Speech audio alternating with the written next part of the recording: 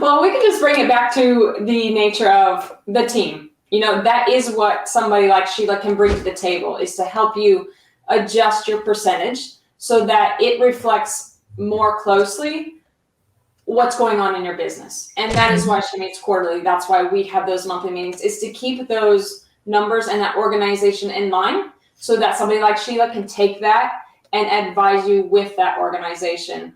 Whether that's, every quarter there's something new that has come up in your business, especially in those first few years where after hearing so many, you want to save, and saving is better than not saving, but there's so much growth and there's so much change in those first few years that somebody should come alongside you with those skills to help advise you with their knowledge of your business. And it gets even more complicated whenever you start considering other factors. You have to think about whenever you're looking at a business and you're looking at, how much do I say that you should save for taxes?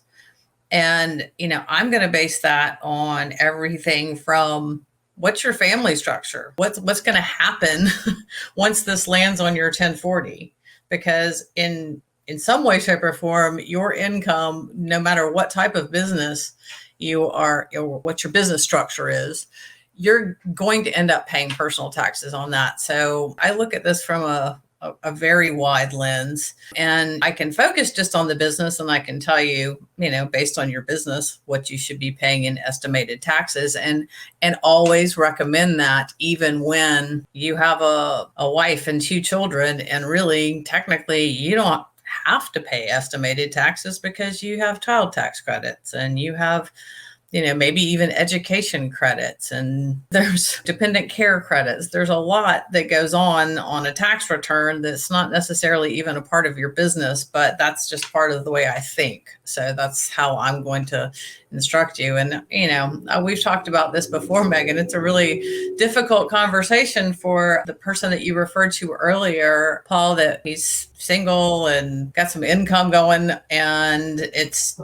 his first year without a W-2, or maybe he's even married. It's a very difficult conversation to have with your family member, to say, hey, guess what? Your refund that you're used to getting is going to be paying for my estimated taxes this year. Well, there goes the vacation. Or if you got kids, there goes Disney World. A lot of people don't necessarily depend on their refunds to eat, but they're used to getting them, and having as much as $10,000 all of a sudden being sucked out of your refund for some families is a really big deal, not just financially, emotionally, and it causes some marital issues, and nobody wants that. It's easily avoidable. Just set up your business from the beginning, pay those estimated taxes. Right. And the key word there being estimated, right? So the IRS, if we were to say rule, is at least what you had last year in terms of, can you expound on what you were mentioning? It's at least what you had last year plus 10%.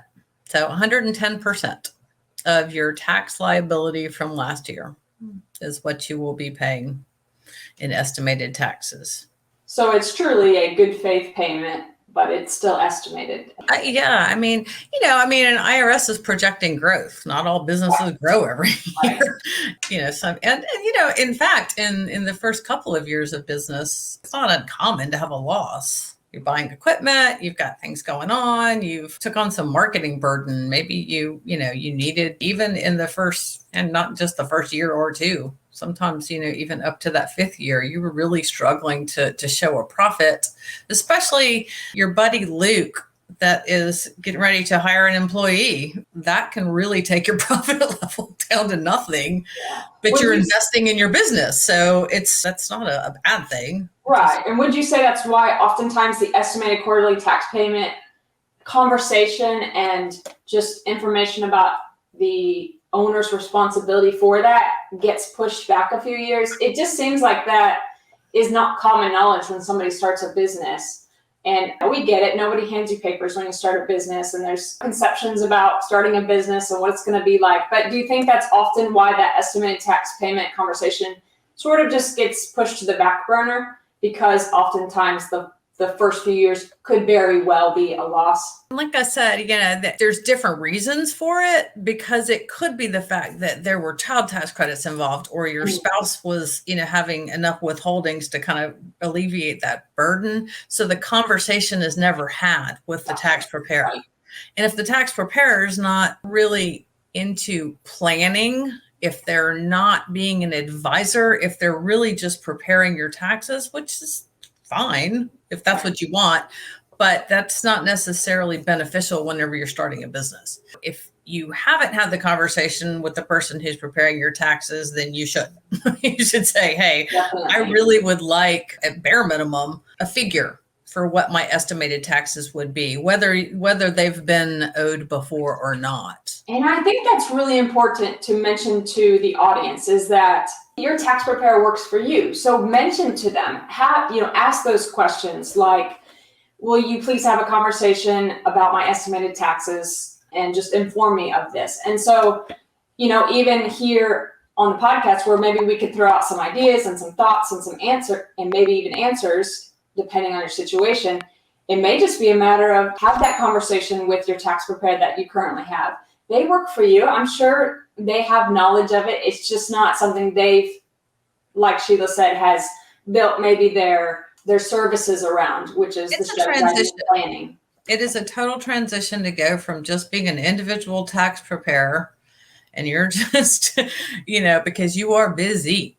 You are busy when you're doing these taxes. You've got people waiting, and that's not necessarily your focus. Your focus is to get the work done and to make sure everybody's taxes get prepared on time. Right. Not have the conversation. And especially if you've been doing the same thing for a long time, they might not even catch it or know that you want that type of assistance. Depending on the background, the skill level, and the focus of the tax preparer, you're going to get a different reaction. But at bare minimum, they should be giving you estimated tax. Most definitely.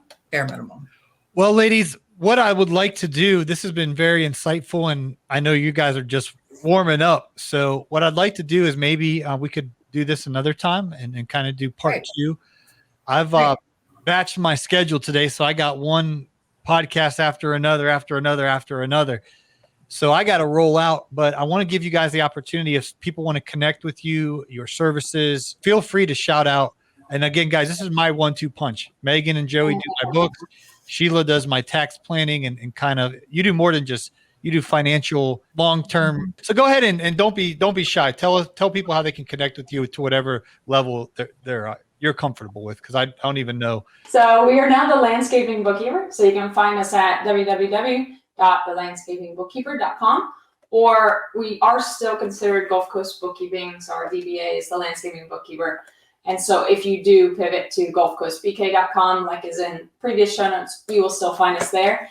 It's still the same rigmarole. It's a 15-minute phone call. I want to see if we're a good fit, if we have, baseline some of the same ideas of what business is and where you're headed. And if that's the case, we will commit to 1 hour of our time and then go from there. Reliable Tax and Business Services is currently under massive improvements in our technology as far as the website goes. You can reach us soon at Reliable Tax SC, as in Sheila, Chaplain, or South Carolina, whichever way you want to.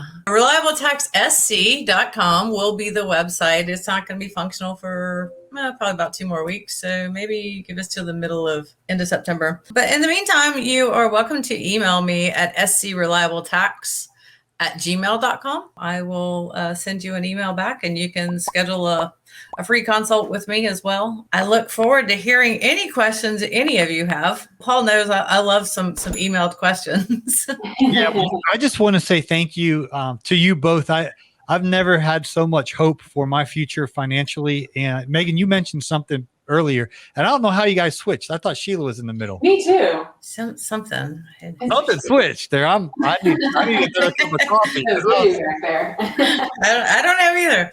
I mean, for 50 minutes, Sheila was in the middle, and all of a sudden, right. We're fairly interchangeable at this point. That's right. So the compliment was, and Megan made a comment earlier, when you're moving forward, you know what you got that momentum and that vision, it changes so much. And for so long, my books were sloppy. I was overwhelmed. And even when I met you and Joey at Jason Creole's event, this is how we got connected. I was intimidated because Joey and Megan are up there shouting out 2.9% growth, blah, blah, blah, blah. And I'm like, if they saw my books, they'd be like, bro. And so I literally had a shame or a embarrassment, because it's like, I've shared this example before. It's like someone seeing you butt naked when you look. You guys know what's in my business checking accounts. Even Megan and Sheila know what's in my personal checking account. You guys know probably better than I do what my bank balances are and all my finances. And for men, for some reason, you know, if you don't have a bunch of millions in there, you just feel insecure. And so I just want to say, you know, putting my honest, hey, here's the picture. And you guys never were like, you're a loser, Paul, or like, you're no, you're like, okay, well, let's move forward. And all this information that you've taught me, I've gotten my shoulders back, I've gotten my chest out, and I've got confidence to charge, to run my business, and that I'm worth more money, and I have to make more money, because it was coming in and going out. Now it's coming in and it's going out, but there's also everything's in order, and there's profit, there's margin. Yes. So that's a very interesting insight. And I think that's why I love the monthly meetings, because my clients are eventually going to see my problems. You know, I'm not that organized. I know I'm annoying about little transactions, and unfortunately the nature of bookkeeping is to have a place for them. But, you know, you're going to eventually see come up in the camera on accident. And, you know, we really try to keep professional about you in that 1 hour, but you will eventually see I'll be embarrassed. And so it is a partnership. About what I was emphasizing that you guys helped me with so much is I felt like I needed to get it together before I could come to Gulf Coast Bookkeeping. That was used to be your name. No. Yeah. I got to get it together before I could come to Sheila. The truth is I can come as I am, and you guys will take me to that next level and help me understand this. And honestly, I had a sentimental moment. I woke up at 2 a.m. this morning and started working early, but it was like 6:30 in the morning, and I was just sitting in the family room, and I was just like overcome with gratitude of how well the last few months have been. Awesome. I made more money. I made a bunch of money. It's fun. It's good. It's good. It is. I owe so much credit to you guys, because when I got all the numericals in order, it made me have this aha moment. I got to make more money, and now I am making more money, and it's all in place. And I just want to say thank you. Right, and not only completely about making money, but providing that value and getting rewarded monetarily. It's a whole game. It's totally about looking forward, not being scared of where you are, just simply recognizing it, and that it may be time to get some other people with different skills, as Sheila said, to help move you in the direction you want to go. And it's nice. It's nice that you not only are making that money, Paul, but you know where it's going, and it has a purpose. The money has a purpose now, not just you trying to hustle to get it. So good. But I just like to say, but that's what that sense of gratitude that you have for being able to sit there and have that moment.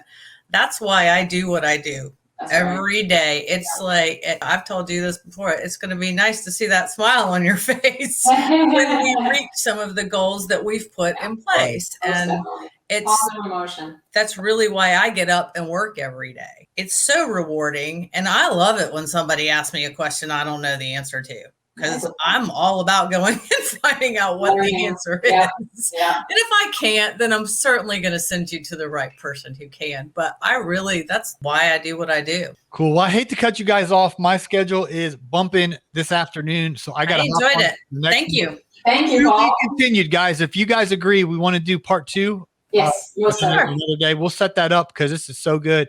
I know it's helping a lot of people. I appreciate you guys so much. So I got to hop on my next podcast, guys. Megan, Sheila, thank you for your time. Thank you. Thank you. Appreciate it.